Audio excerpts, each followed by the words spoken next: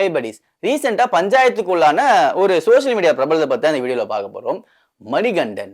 So இந்த person வந்து ஒரு ஃபேமஸான ஆள்னு சொல்றாங்க. ஆனா அவருடைய வீடியோ அந்த இன்டர்வியூஸ்ல நிறைய போஸ்ட்ல போய் பார்த்தோம் அப்படின்னா, யார் இவன் யார் இவன்ற கமெண்ட்டும் ஃபுல்லா எல்லாருமே இவன் யாருன்னே தெரியாதுங்கிற மாதிரியும் சொல்றாங்க. ஸோ உண்மையிலேயே அவர் ஃபேமஸான ஆளா? அவருக்கு ஃபாலோவர்ஸும் இருக்காங்களே, அவங்களாம் யாரு? இப்ப நம்ம அவரை சப்போர்ட் பண்ணுமா இல்ல நம்மளும் சேர்ந்து அவரை ட்ரால் பண்ணுமா அப்படின்ற மொத்த விஷயத்தையும் இந்த வீடியோல ஃபுல்லா பார்க்க போறோம். நீங்க அவருடைய சப்போர்ட்டரா இருந்தாலும் சரி, இல்ல அவரை நீங்க ட்ரால் பண்ற பர்சனா இருந்தாலும் சரி, இந்த வீடியோவை ஃபுல்லா பார்த்து உங்க ஒப்பீனியன் என்ன அப்படின்றத கமெண்ட் பண்ணுங்க. ஃபுல்லா பார்த்தாதான் நான் என்ன சொல்ல வரேன்னு புரியும். அதனால ஃபுல்லா பார்த்துட்டு கமெண்ட் பண்ணுங்க. ஓகேவா?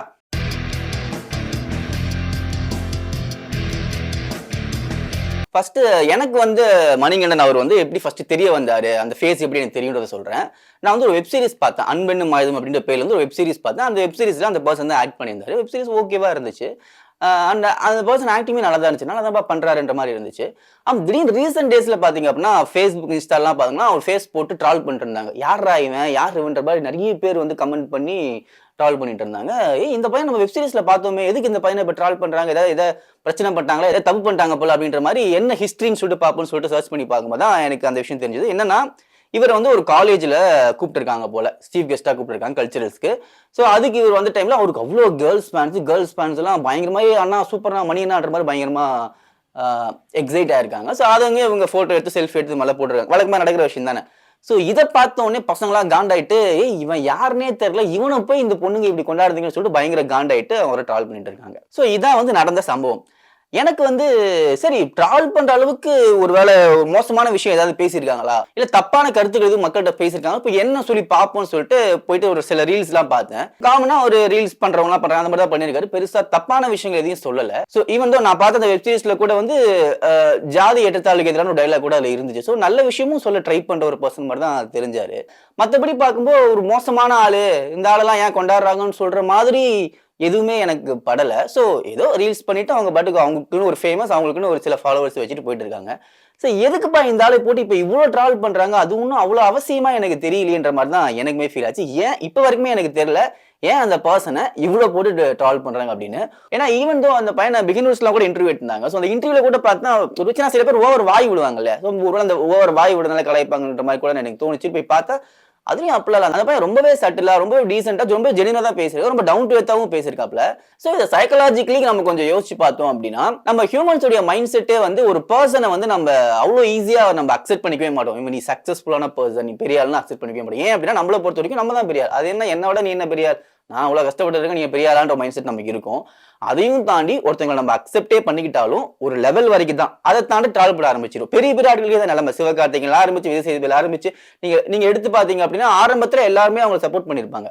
ஆனா ஒரு லெவல் தாண்டி அவங்க வளர்ச்சி போகும்போது ட்ராவல் பண்ண ஆரம்பிச்சிருவாங்க. ஸோ இது எல்லாருக்குமே அப்ளிகபிள் ஆகும். அதே மாதிரி இன்னொரு விஷயம், ஹியூமன்ஸ் வந்து இப்போ வந்து ஒரு சக்சஸ்க்கு ஒரு ஃபார்மட்ஸ் நம்ம கிரியேட் பண்ணி வச்சிருக்கோம்.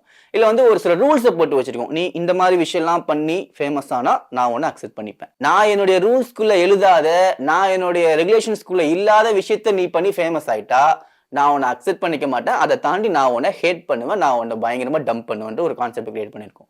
ஃபர்ஸ்ட் ஆஃப் ஆல் சக்சஸ்க்கு வந்து ஒரு ரூல்ஸ் அண்ட் ரெகுலேஷனை கிரியேட் பண்ண நம்ம யாரு? முன்னாடி பல வருஷத்துக்கு முன்னாடி யாருக்கும் எந்த ஸ்பேஸும் பெருசா இல்ல. இப்ப சோஷியல் மீடியா டெவலப்மெண்ட் அப்புறமேட்டு சின்ன சின்ன பசங்களுக்கு நிறைய விதமான எக்ஸ்போசர் இருக்கு. ஸோ அதனால அவங்க அந்த விஷயங்களை யூஸ் பண்ணி ஈஸியா கொஞ்சம் மேல வந்துடுறாங்க. வந்துட்டு போட்டுமே நமக்கு ஒரு விஷயம் கிடைக்கலன்றதுக்காக அவங்கள பார்த்து கடுப்பாது எந்த நியாயமும் இருக்கு மாதிரி எனக்கு தெரியல.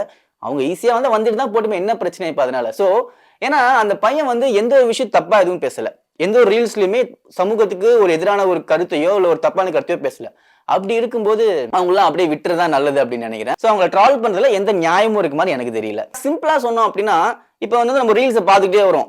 ஒரு ரீல்ஸ் உங்களுக்கு பிடிக்கல, ஒரு கண்டென்ட் உங்களுக்கு பிடிக்கலன்னா இவ்வளவுதான், இப்படி ஸ்கிப் பண்ணி விட்டா போயிட்டே இருக்க போறோம். அதை விட்டுட்டு அதுல உள்ள போயிட்டு கமெண்ட் பண்ணி அது தேவையில்லாத விஷயம். நமக்கு தான் ப்ரெஷர், பிளஸ் வந்து நமக்கு தான் அதனால இன்னும் கொஞ்சம் டைம் தான் வேஸ்ட் ஆகும்.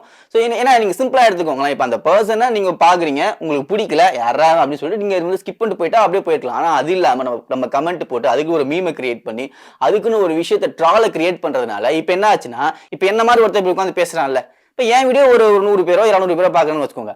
அதுல சில பேருக்கு அந்த பர்சன் யாருன்னே தெரிஞ்சிருக்காது. இப்ப நான் சொன்னதுக்கு அப்புறம் இப்ப ஒரு பர்சன் இருக்கானா அப்படின்ற மாதிரி தெரியும். சோ உங்களுக்கு ஒரு பர்சனை பிடிக்கலன்னா அவங்களை அப்படியே விட்டுருங்க. அவங்க அந்த லெவல்ல தான் இருப்பாங்க. பிடிக்கலன்னு சொல்லிட்டு நீங்க எக்ஸ்போஸ் பண்ணி சம்மந்தமே இல்லாம கமெண்ட் போட்டு அவங்கள ட்ரால் பண்றன்ற பேர்ல இன்னும் நம்ம வளர்த்து தான் வர்றோம். ஸோ இது ரொம்ப பழைய கான்செப்டா இருந்தாலும் சொல்லணும்னு தோணுச்சு. ஏன்னா நம்ம இந்த சமுதாயத்துல அடிக்க வேண்டியதுக்கு நிறைய சமூக விரோதிகள் இருக்காங்க. சமூகத்துக்கு எதிரான, சமூகத்துக்கு தேவையில்லாத சாதி ரீதியான, மத ரீதியான பிரிவினை ஏற்படுத்திட்டு நிறைய கண்டென்ட் கிரியேட் பண்றவங்களா இருக்காங்க. அவங்கள போட்டு அடிங்க, அவங்கள போட்டு ட்ரால் பண்ணுங்க, அவங்கள வந்து நீங்களே தப்பான ஆளுங்கன்னு சொல்லுங்க. அதை விட்டுட்டு சும்மா ஒரு ரீல்ஸ் போட்டு இருக்க ஒரு பர்சன், ஆக்டிங்காக ஒரு பேஷனேட்டா இருக்க ஒரு பர்சன்லாம் தூக்கி போட்டு உனக்கே அவ்வளவு ஃபேன்ஸ் இருக்காங்க அடிச்சு அதுல நம்ம டைமையும் வேஸ்ட் பண்ணி அவங்களையும் ஹர்ட் பண்றதுல எந்த ஒரு நியாயமும் இருக்க மாதிரி எனக்கு தெரியல. ஸோ இதுதான் என்னுடைய கருத்து and opinion about this issue. இதுக்காக இது இன்னும் வந்து #சப்போர்ட் மணிகண்டன் அப்படின்ற ஒரு வீடியோ நினைச்சிடாதீங்க. எனக்கு அந்த பர்சனை பத்தி முழுசா தெரியாது. நான் சொன்ன மாதிரி அந்த வெப் சீரிஸ் பார்த்திருக்கேன். அதுக்கப்புறம் இந்த இஷ்யூக்கு அப்புறமே சில ரீல்ஸ் போய் பார்த்தேன். ட்ரால் பண்றதுக்கு என்னவோ அந்த பர்சன் கிட்ட எதுவும் இருக்க மாதிரி எனக்கு தெரியல. ஸோ அவங்க விஷயம் ட்ரை பண்றாங்க. அதுல அவங்க சக்சஸ் ஆகணும், வாழ்த்துக்கள், அவ்வளவுதான். ஒருவேளை ஃபியூச்சரிஸ்டிக்கா வந்து அந்த பர்சன் ஒரு தப்பான கருத்து பேசுறாங்க, இல்ல வந்து ஏதோ ஒரு மோசமான விஷயத்தை அவங்க பண்றாங்க அப்படின்னா கண்டிப்பா அவங்க எதிர்க்கிற முதல் ஆளும் நான் தான் இருப்பேன். ஆனா இப்போதைக்கு அப்படிப்பட்ட எந்த விஷயமும் அவங்க பண்ணலன்னும் போது அவங்க எதிர்க்க வேண்டிய அவசியம் இல்ல. சோ பிடிச்சிருந்தா சப்போர்ட் கொடுங்க, இல்லைன்னா நான் சொன்ன மாதிரி இப்படி ஸ்கிப் பண்ணிட்டு போயிட்டே இருங்க. தேவையில்லாம ஒருத்தங்களை ட்ரால் பண்ணி ஒருத்தங்களை ஹர்ட் பண்ண வேண்டிய அவசியம் இல்லை அப்படின்னு சொல்லிட்டு நான் நினைக்கிறேன். இந்த இஷ்யூ பத்தி என்னுடைய கருத்து இதுதான். உங்களுக்கு வேற ஒப்பீனியன் இருந்தாலும் இதை நீங்க சப்போர்ட் பண்ணாலும் உங்க கமெண்ட் செக்ஷன்ல நீங்க கண்டிப்பா சொல்ல, நம்ம டிஸ்கஸ் பண்ணலாம். அண்ட் எப்பவுமே சொல்ற மாதிரி நம்ம ரேஷனல் பிடிச்ச நோக்கம் அப்படின்றது ஜாதி மதங்களை கடந்து மனிதர்களாக ஒன்றியணும் அப்படின்னு நினைக்கிற எல்லாரையும் சேர்த்து ஒரு கம்யூனிட்டியா நம்ம உருவாகணும் அப்படின்றது தான். சோ சப்போர்ட் பண்ணுங்க. மகிழ்ச்சி.